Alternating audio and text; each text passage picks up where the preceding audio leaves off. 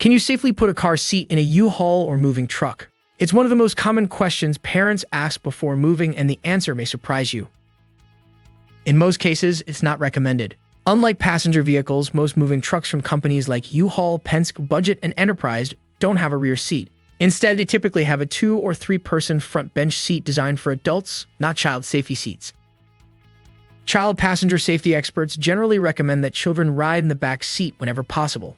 Installing a car seat in the front seat, especially in front of an active airbag, can increase the risk of serious injury during a crash.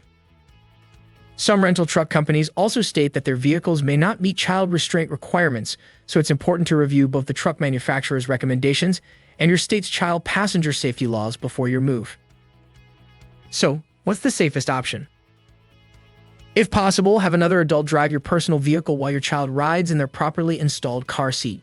If that's not practical, consider hiring professional movers or using a portable moving container so your child can travel safely in your own vehicle instead of a moving truck. Before moving day, pack a separate essentials bag with diapers, snacks, medications, extra clothes, and anything your child may need during the trip. Planning ahead can make moving day much less stressful for everyone.